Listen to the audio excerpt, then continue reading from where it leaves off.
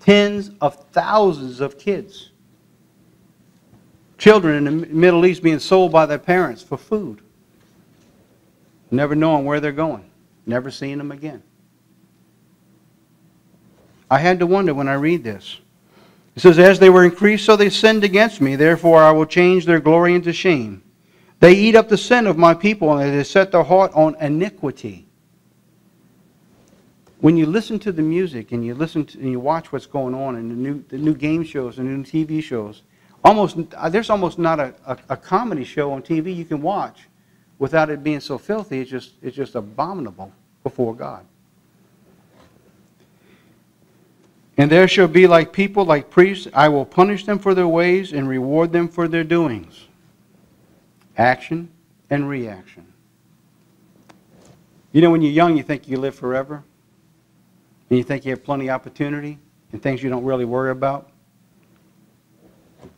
Life sets on you quickly. And before you know it, it passes away. And they shall eat and have not enough. And now we're beginning to watch that come into play in our own country. I got a call from my wife. She said she was at the grocery to pick up some cheese. She just couldn't believe the price of it the other night. And I was planning on going to Sam's to pick up some supplies for the church. She said, well, would you pick us up some cheese when you go there, some grated cheese? Simple little thing. 5-pound bag of cheese was $14.62. Whew, yeah. I looked at that and said, I couldn't believe what I was seeing.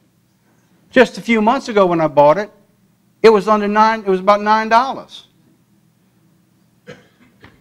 Food supplies are just continually increasing. The United States, in its infinite wisdom, decided to take 16% of our growing production of food and put it into ethanol for gas to reduce the cost of gas. And we know how much that's worked, don't we? $145 a barrel the other day. We've not yet begun to see the price increases in food. Now, you put that on top that we expect blessings in our growing. But we live in a life that's going to bring curses, so we're not going to get the rain in due season. Hence, flooding in our growing areas and droughts in the green areas that are now on fire. Action and reaction. And you know, the youth don't see it. It's always been that way. Has it? For they shall eat and not have enough. They shall commit harlotry and shall not increase, because they have ceased to take heed of the Lord. Where are we in the generation? Has God reached the point? And if He has not, how bad will it get for the youth?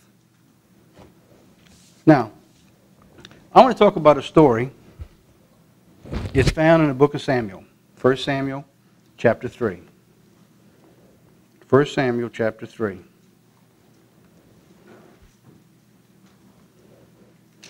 It's an interesting story. There's not a lot said about it. There's a lot behind it, though. It's very important. It's a very important story. I'm going to begin reading in chapter 2, verse 12. Now the sons of Eli were worthless men, and they knew not the Lord. Now Eli was the prophet of God at the time. A priest of God. And his sons, it says, were worthless men, and they knew not the Lord. All right, that's the setting. That's the background. We'll pick it up in chapter 3 now, in verse 11. And the Lord said to Samuel, behold, I will do a thing in Israel, at which both the ears of everyone that hears it shall tingle. Now we know where we're going, about the sons of Eli. And God's saying what He's about to do, that everyone's ears are going to tingle. And in that day I will perform against Eli all the things which I have spoken concerning his house. We read the indictment in chapter 2 that his sons were worthless men. God is going to cause it on Eli. Why? Because he was responsible for his kids. He is responsible for what took place in his household.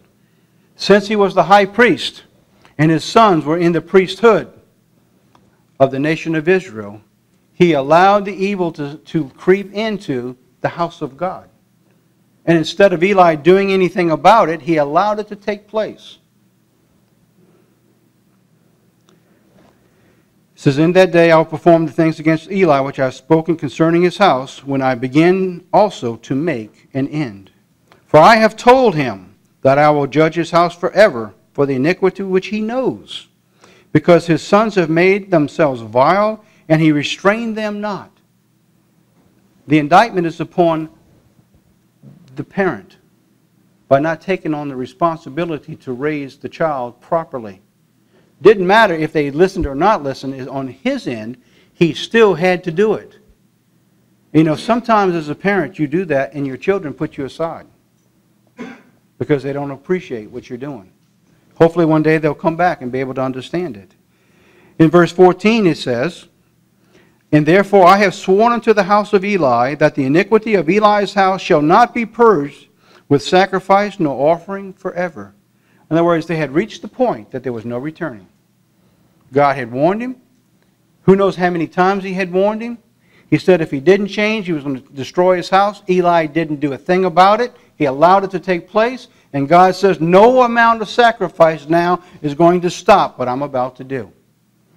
When we read in Hosea, the time that comes when God says, I will forsake your children, there's not a thing that we can do as parents that's going to stop it. No amount of gasping when you sit back and see 18 young people throw their lives away to go get pregnant for whatever their reasons were is going to change that, is going to help them. It's over.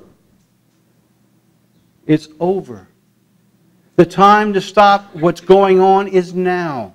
The responsibility God is giving to you and I as parents and as a church is to warn a nation who doesn't want to hear it. But yet we have to warn.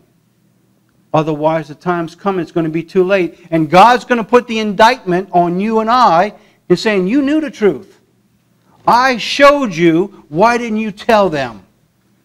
And we can get around and make excuse after excuse after excuse. We can get out there and start sacrificing. There was a man sitting at the door of the church yesterday morning when I came over to pick up Gilbert. He asked for prayers for 3 of his workers that got caught in a chemical a burn. It was 450 degrees of heat, and put them in the hospital, and they didn't know if one of them was going to live. I got out my vehicle. They're sitting down talking to one another. He comes immediately over to it, puts money in my hand. This is for the church. I ain't been to church in a while. And I was like, what is all this about? Well, he realized that he could have been dead. He ain't been to church in a long time. He says, I'm Catholic, but they don't do anything good for me over there, so I'm over here. I mean, it's funny, but it was sad. It's like, what are you talking about? In other words, he realized the time he was running out, it could have been him who's dead. And he's going to be at church. But we got a call right before, and he had to go to work. So he's not here.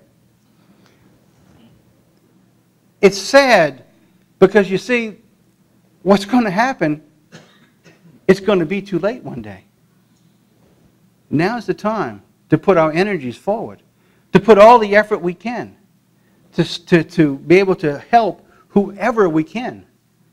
And we're going to be disliked for it, and you're going to be rejected for it. But if we don't, there'll be no one to know. There'll be no one to understand when they're doing wrong. When a person sins, if they don't know they're doing wrong, why would they ever stop? If we raised our children in one of these Arab nations, and they were one of the little terrorist groups, and they were taught from the time they were babies that their life is going to be enhanced if they go out and kill people for whoever, for Allah or whoever. They don't know they're doing wrong when they go out and murder innocent women and children and blowing up school buses. They think they're doing what is right. The generation today does not believe premarital sex is wrong. They do not believe vulgarity brings about pain in the mind and it warps your thinking. They don't believe that.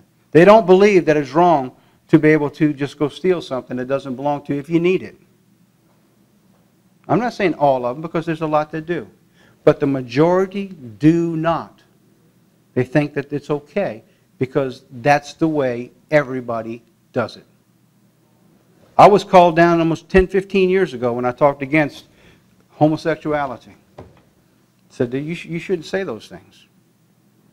And yet, unless someone does, they don't know what's wrong when they're doing wrong. Let me go on with the story here. Verse 15, so Samuel lay in the morning, and when he opened the doors of the house of the Lord. Now Samuel was a young child at this point. He was very, very young when God began to work with him. And then Eli called Samuel and said to him, Son, my son, and he answered, Here am I. And he said, What is the thing that the Lord has said unto you? I pray you hide not it from me to do so, and more so also if you hide anything from me and all the things that he has said unto you. And Samuel told him everything, and he hid nothing from him. And he said, It is the Lord's will, let him do what seems good. Now, how would you feel if someone comes to you and you know God just told that individual that your house is going to be destroyed? It's over for you. God's bringing an evil that everybody in this country ears are going to tingle when they hear it. It seems that you would fall to your knees and pray, God, please forgive me for what I've done, and beseech God to help in any kind of way. His attitude at this point was, whatever God wants to do, that's what he's going to do. That amazes me when you see the reaction here. Parents, if someone comes to you and say your children are so-and-so, say, I can't do nothing with them. Go back and read this story. You better do something with them, whether they like it or not, because the indictment is upon you. Then Samuel, verse 19, grew, and the Lord was with him, and did let none of his words fall to the ground. So everything, he's saying that everything that he did, God was with. All right. Now let's pick up the story in chapter 4, verse 1. And the word of Samuel came to all Israel. Now Israel went out against the Philistines to battle and encamped beside Ebenezer, and the Philistines encamped at Aphek. And the Philistines put themselves in array against Israel, and they joined battle, and Israel was smitten before the Philistines, and they slew the army in the field, about 4,000 men. That's the beginning of a battle that's going to bring about the end of Samuel's family. So I want to skip a little bit. Let's pick up verse 4. So that the people sent to Shiloh, that they might bring therefore the ark of the covenant of the Lord of hosts, who dwelled between them and the cherubim, and the sons of Eli, Hophni and Phinehas, were there with the ark and the covenant of God. Now here's what they're doing. If you remember when God brought about the ark, when they came into the promised land, wherever the ark went, God was there, right? And he protected them, and they would normally win the battles. Well, now God had stepped away from protecting Israel because of Eli.